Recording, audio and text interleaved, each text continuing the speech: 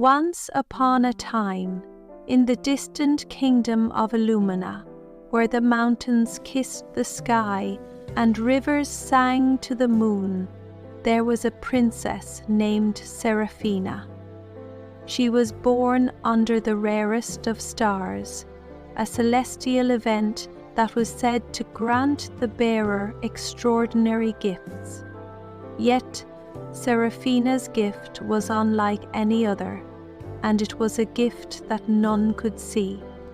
At birth, the kingdom rejoiced, for they believed that the child born under the celestial alignment would bring prosperity and happiness to the land.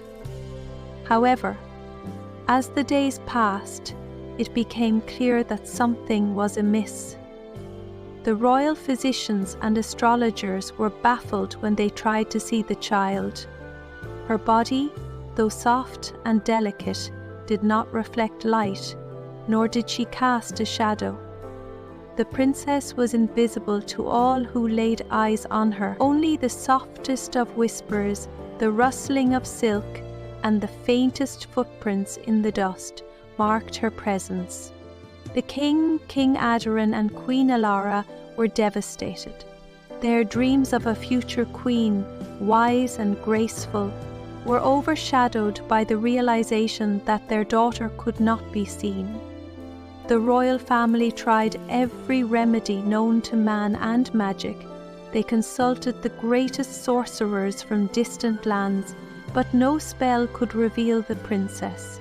Seraphina was a mystery, a question mark in a world that demanded answers. One of the seraphists sent the king a photo and asked the king to pray for news of Seraphina.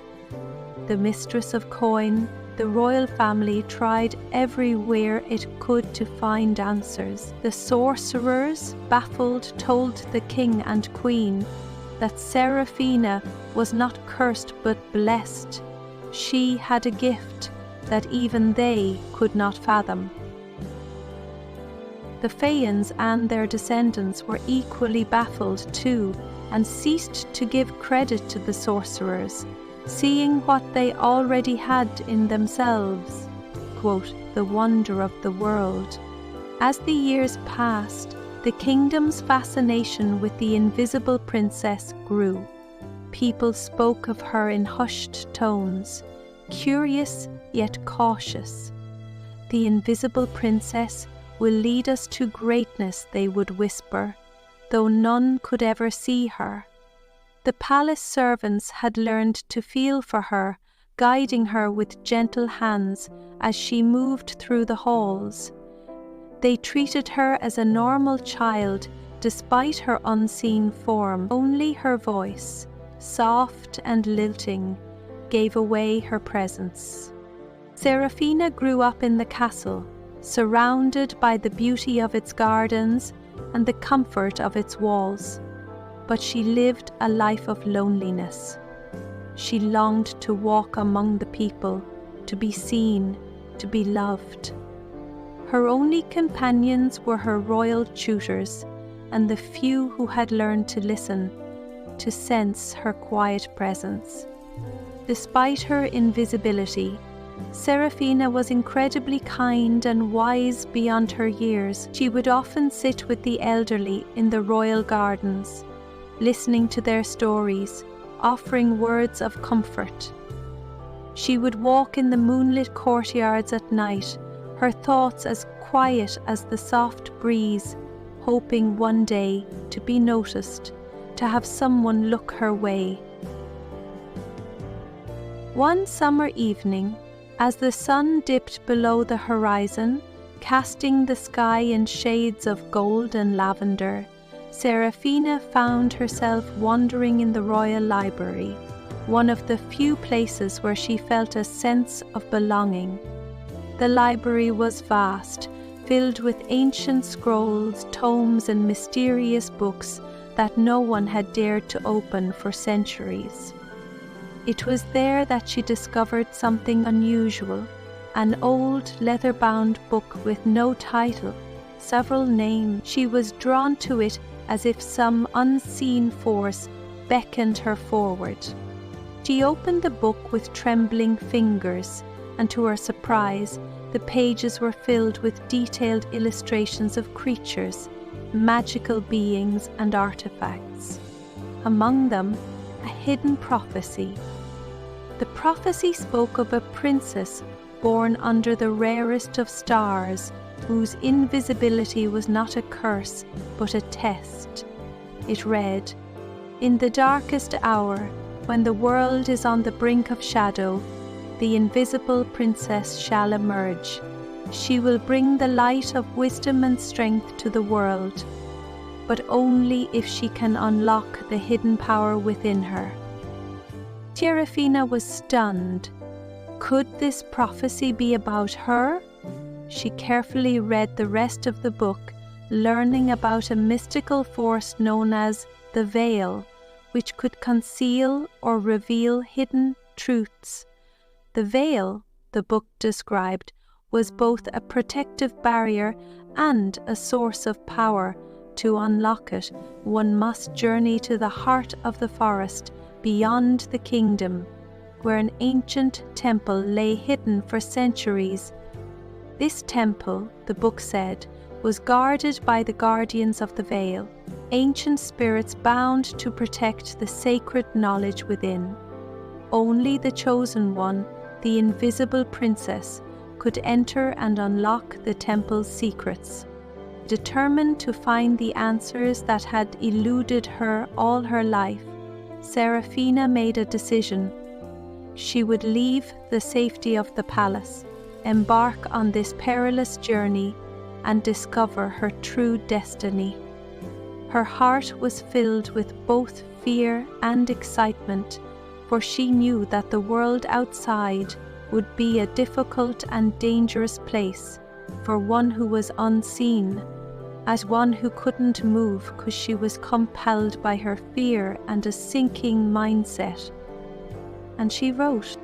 The very next morning, before dawn's light touched the kingdom, Seraphina slipped away from the palace, guided only by the faint glow of the moon. She left no trace, as she was invisible to all. The castle's gates closed behind her, but no one noticed her departure.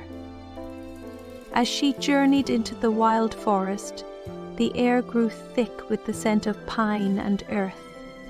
Her footsteps made no sound on the soft forest floor, and she could hear the distant calls of creatures hidden in the shadows. Days passed as Seraphina trekked through the forest, her resolve unwavering despite the growing danger. She encountered creatures both wondrous and terrifying. Giant wolves with fur like night, owls whose eyes gleamed like emeralds, and shimmering fae who watched her from afar. Yet she was invisible to them all, and they paid her no mind. Finally, after what felt like an eternity, Seraphina arrived at the heart of the forest, where the ancient temple stood. It was a grand structure, half overtaken by vines and trees, with columns that reached toward the sky, like the arms of forgotten gods. The entrance was marked by two towering statues of winged beings, their eyes carved with such precision that they seemed to follow her every movement, even though she knew they could not see her. Seraphina stepped forward, feeling a strange warmth emanating from the temple. As she entered, the air shimmered, and the walls seemed to hum with a soft, resonant energy. She followed the winding path inside, where she finally reached a vast chamber, at the center of which stood a glowing pedestal. On the pedestal lay a crystal, as clear as glass, but it seemed to pulse with an inner light, calling to her. As Seraphina approached the crystal, she heard a voice, a deep, echoing sound that reverberated within her very soul. Only the unseen can unlock the truth within, the voice intoned. Do you have the courage to embrace your destiny? Life passes. With a steady hand, Seraphina reached for the crystal. As her fingers brushed its surface, a brilliant light erupted, and for the first time in her life, she was not invisible. Her form shimmered into view, and the world saw her for who she truly was. Her golden hair, once like a wisp of light, now cascaded in waves around her face. Her eyes, once only a whisper in the darkness, shone like the stars under which she was born. The veil that had concealed her, that had hidden her from the world, was lifted, and with it the power of her gift, the power to see and understand the hidden truths of the world, was awakened. Seraphina stood tall, her heart filled with the warmth of revelation. She had not been cursed. She had been given the power to see beyond the veil, to guide others toward wisdom, to be a light in the darkest of times. With her newfound strength, Seraphina knew that her journey had just begun. She was no longer just the invisible princess. She was the guardian of the veil, the keeper of hidden knowledge, and the beacon of hope for all who sought truth. And so, Seraphina returned to her kingdom, not as the invisible princess, but as the wise and powerful ruler she was always meant to be.